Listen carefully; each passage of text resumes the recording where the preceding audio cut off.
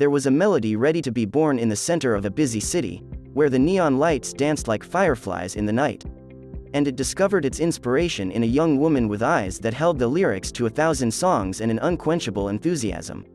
Who is she? Taylor Swift. In the quiet moments between stadium shows and whirlwind tours, Taylor Swift found solace in the embrace of her most cherished companions, books. They were her refuge, her escape, and her source of inspiration. In the quiet of the night, she found solace in the wisdom of authors who had navigated the complexities of love, resilience, and self-discovery before her. In this video, let's shake it all off as we unravel the pages of Taylor's most recommended books. The first book we have is a novel of whirlwind romance. The novel, Rebecca, is narrated by an unnamed young woman who meets and falls in love with a wealthy widower, Maxim de Winter, while working as a companion to a wealthy American woman in Monte Carlo. After a whirlwind romance, they marry, and the young woman becomes the second Mrs. de Winter. She moves with Maxim to his grand estate, Manderley, where she is overwhelmed by its size and the pervasive presence of Maxim's first wife, Rebecca, who died under mysterious circumstances. The new Mrs. de Winter struggles to fit into her role as the lady of the house and is haunted by a sense of inferiority compared to Rebecca, who was known for her beauty, charisma, and talent. She is constantly reminded of Rebecca by the housekeeper, Mrs. Danvers, who remains fiercely loyal to the memory of the deceased first wife. Dark mysteries regarding Rebecca's life and passing are revealed as the narrative progresses. The revelation of Rebecca's death's truth during the climax alters the direction of events and Manderley's dynamics. To safeguard her marriage and her brand new home, the second Mrs. de Winter must face her insecurities and assert herself. But before we continue, let's talk about the author. Daphne du Maurier was born on May 13, 1907, at 24 Cumberland Terrace, Regent's Park, London, the middle of three daughters of prominent actor-manager Sir Gerald du Maurier and actress Muriel, née Beaumont. In many ways, her life resembles a fairy tale. Born into a family with a rich artistic and historical background, her paternal grandfather was author and Punch cartoonist George du Maurier, who created the character of Svengali in the 1894 novel Trilby, and her mother was a maternal niece of journalist, author, and lecturer Commons Beaumont.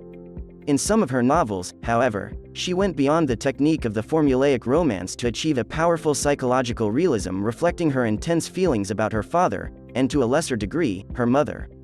This vision, which underlies Julius, Rebecca, and the Parasites, is that of an author overwhelmed by the memory of her father's commanding presence. In Julius and the Parasites, for example, she introduces the image of a domineering but deadly father and the daring subject of incest. In Rebecca, on the other hand, du Maurier fuses psychological realism with a sophisticated version of the Cinderella story. Rebecca is a tale of psychological suspense, gothic romance, and a complex exploration of jealousy, identity, and the enduring influence of the past on the present. It's a gripping and atmospheric novel that has captivated readers for generations. One of the main lessons that may be taken from the story, Rebecca, by Daphne du Maurier is the destructive force of jealousy as well as the significance of self-confidence and declaring one's own identity. Her own fears and feelings of inadequacy torment the second Mrs. de Winter throughout the entire book in comparison to Maxim's first wife, Rebecca. Her self-esteem is negatively impacted by her jealousy and self-doubt, which also negatively affects her relationship with Maxim and the entire Manderley household. The story ultimately teaches us that allowing jealousy and a lack of self-confidence to fester can have detrimental consequences for one's happiness and relationships. It is a cautionary tale about the importance of finding one's self-worth, asserting one's identity, and not allowing the specter of the past to overshadow the present. In addition to this moral lesson, Rebecca also explores themes of secrets, betrayal, and the consequences of one's actions, making it a rich and complex work with several layers of meaning. When I was reading this book, there was a part of me that was relating to that because at some point in my life I felt that way, and so I ended up writing the song, Tolerate, as Taylor Swift stated. Next up, we have F. Scott Fitzgerald's second novel, which brilliantly satirizes a doomed and glamorous marriage, anticipated the master stroke, The Great Gatsby, that would follow, and marks a key moment in the writer's career. The Beautiful and Damned is a novel written by F. Scott Fitzgerald, an American author known for his iconic work, The Great Gatsby. Published in 1922, this novel is one of Fitzgerald's early works and is considered a classic of American literature. Anthony Patch and Gloria Gilbert, a married couple residing in New York City during the Jazz Age, are the focus of the narrative. They are young, gorgeous, and from wealthy families, but hedonism, excess, and a sense of disenchantment characterize their lives. The novel explores Anthony and Gloria's moral and social deterioration as they live a debauched lifestyle filled with parties, drinking, and pointless leisure. They stand in for the beautiful and damned, since their privilege and beauty conceal the emptiness and moral decline that rule their lives. As they squander their inheritance and confront the consequences of their actions, the novel explores themes of the American dream, the fleeting nature of wealth and beauty, and the price of indulgence. The book reflects the disillusionment and moral ambiguity of the post-World War I generation and serves as a commentary on the excesses and emptiness of the Jazz Age. It's a reflection on the pursuit of happiness and meaning in a world characterized by materialism and moral decay. The Beautiful and Damned provides a cautionary tale about the consequences of a life lived solely for pleasure, highlighting the fleeting nature of beauty and wealth and the need for a deeper sense of purpose and meaning. It's something the author did so well to describe a scene so gorgeously interwoven with rich emotional revelations that you yourself have escaped from your own life for a moment, Taylor stated.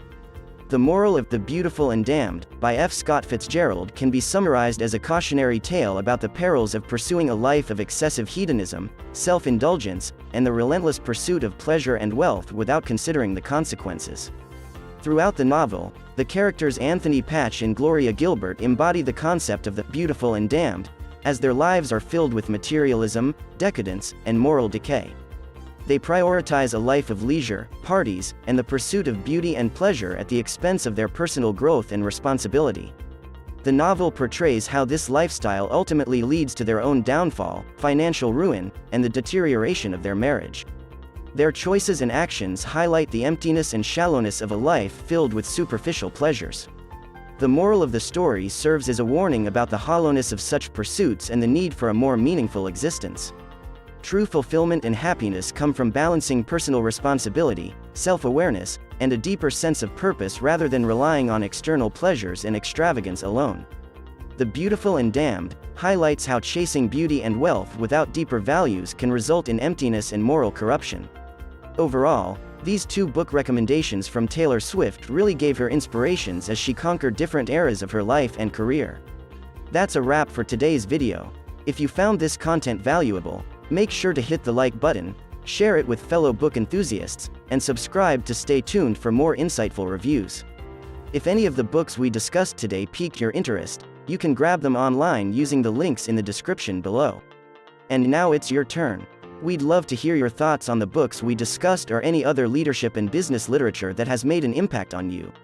So, don't hesitate to share your insights in the comments. We're eager to learn from you. Until our next book review, happy reading and leading.